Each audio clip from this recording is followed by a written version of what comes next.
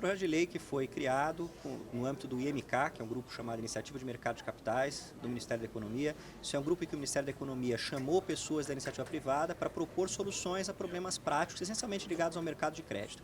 Então esse PL ele tem o objetivo de destravar o mercado de crédito, permitindo que as pessoas utilizem de uma forma mais eficiente os seus imóveis para tomar crédito.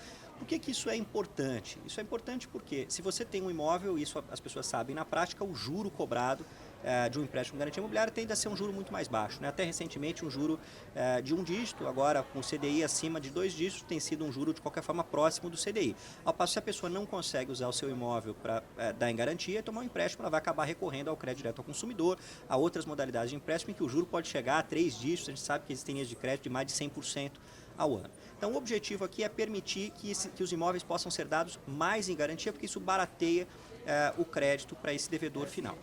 Nós temos um problema no mercado de crédito do Brasil a partir do momento em que, na Lei 514 de 97, a hipoteca é substituída pela alienação fiduciária. A alienação fiduciária, todos sabem, é uma garantia que é baseada na entrega da propriedade. Então eu transmito a propriedade do meu imóvel em favor do banco, por exemplo, e vou retomar a propriedade no momento que essa dívida for paga. A propriedade só pode ser transmitida uma vez, não posso vender 2 vezes o meu imóvel. Isso faz com que parte do valor do imóvel que sobra quando você dá na primeira garantia não possa ser usado para tomar um segundo crédito. Esse fenômeno ele é chamado na literatura de capital morto.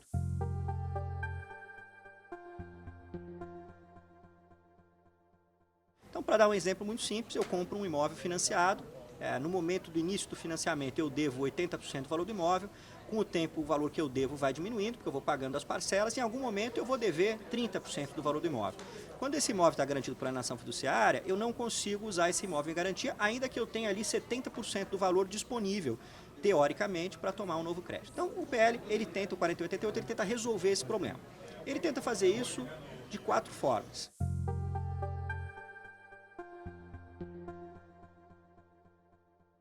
Tá? Então, a primeira forma é criar aí uma ficção jurídica que é a alienação fiduciária da propriedade superveniente. Então, isso é como se fosse uma segunda alienação fiduciária do mesmo imóvel. Segunda, terceira, quarta. Então, a ideia do PL é que você possa dar em alienação fiduciária o mesmo imóvel várias vezes. De forma que, se você tem ali um excesso de valor, você consiga ir preenchendo esse excesso de valor, tomando novas dívidas com garantia imobiliária. Essa é uma das soluções. Outras 3 soluções é o recarregamento, seja da hipoteca, seja da alienação fiduciária. Então, esse recarregamento é como um refil de refrigerante. Né? Eu tomei uma dívida inicial hoje de 80% do valor do imóvel. Fui pagando as parcelas mês a mês, daqui 10 anos sobrou 40%. Eu posso ir no banco e aí da mesma forma que eu pego o copo, vou na máquina e encho o copo de refrigerante de novo, o banco me devolve o dinheiro que eu paguei e aí eu começo a pagar tudo de novo. Então eu pego a mesma garantia, aqui a gente não tem várias garantias, é só a garantia original, mas eu consigo fazer o refil, pegar o dinheiro de volta e voltar a pagar. A terceira é incentivar a própria hipoteca de segundo grau e o PL ele faz isso porque ele passa a permitir que a hipoteca seja executada extrajudicialmente, na mesma forma da alienação fiduciária perante o cartório de imóveis. Isso tende a dar uma nova vida à hipoteca. A hipoteca está muito desprestigiada porque, de modo geral, ela exige execução judicial, que é lenta. A partir do momento que nós deixamos que a hipoteca seja executada no cartório, igualzinho à alienação fiduciária, ela tende a ter uma sobrevida e a hipoteca, ela, por natureza, já permite várias hipotecas sobre o mesmo imóvel. E a última, e talvez a mais polêmica, é a IGG, é a Instituição Gestora de Garantia. Essa foi uma proposta que foi colocada ao final pelo governo, quando o PL já tinha saído da comissão do IMK, o governo veio com essa solução.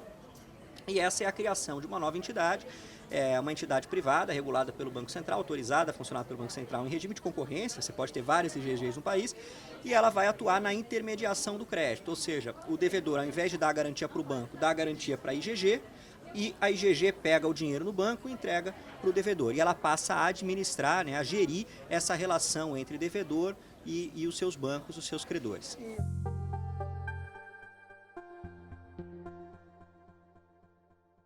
É um projeto importante que já foi aprovado na Câmara, ele faz parte de uma agenda específica no Ministério da Economia que chama Mais Garantias, isso está na agenda prioritária do governo federal, então existe uma tendência de que ele seja votado e seja aprovado ao longo desse ano. E temos aí 2 pontos polêmicos, talvez, que estejam na pauta. O principal deles é a questão do bem de família, isso viralizou quando o projeto passou na Câmara no dia 1º de junho. Houve uma alteração de um inciso do artigo da Lei 8.009. A Lei 8.009 é a Lei do Bem de Família, é uma lei que ela cria uma restrição, diz que o imóvel, o único imóvel da família, aquele em que a família mora, não pode ser penhorado por dívidas. Né? Então, se a família deve dinheiro, o credor não pode penhorar. Mas essa lei já trazia exceções, e uma das exceções que ela trazia era na hipótese da família ter dado o imóvel em garantia voluntariamente, né, em hipoteca. A lei dizia a hipoteca dada pela família voluntariamente em favor do banco. O PL ele faz uma alteração nesse inciso, porque ele troca a palavra hipoteca por garantia real, que é uma palavra um pouco mais abrangente, e ele faz um esclarecimento de texto, porque foi se criando com o tempo uma jurisprudência no sentido de que o banco teria que provar que a dívida foi no interesse da família. Então, o esclarecimento de texto vem dizer, independentemente da prova do interesse, isso se tornou muito polêmico, muita gente dizendo, olha, antes o banco não pôde executar, agora ele pode. Na verdade, o banco sempre pôde, mas foi feito um esclarecimento de texto que pretende dar um pouco mais de segurança jurídica. Então, acho que é uma mudança bem menor do que está caindo na mídia, mas evidentemente há uma mudança, sim, no sentido de trazer mais segurança para esses empréstimos. O outro é a IGG. Então, a IGG é algo que acho que ainda está um pouco mal resolvido no projeto de lei, é uma solução que veio no final. Ninguém sabe muito ainda como vai funcionar essa relação tripartite. Eu acho que esse é o grande problema. Né? No momento que você cria, pode ser uma solução interessante, no momento que você cria uma entidade que vai intermediar a relação entre devedores e bancos, tanto os devedores quanto os bancos olham um pouco com desconfiança, porque não, existe até uma possibilidade de conflito de interesse. Né? O devedor acha que a IGG vai pender para o banco acha que a IGG vai pender para o devedor. Então, acho que essa relação é algo que ainda precisa ser melhor pensado, melhor estudado, mas que, pelo andar da carruagem, eu acho que nós vamos descobrir isso depois que o PL for convertido em lei. Quer dizer, a prática vai dizer se de fato essa solução vai funcionar ou não.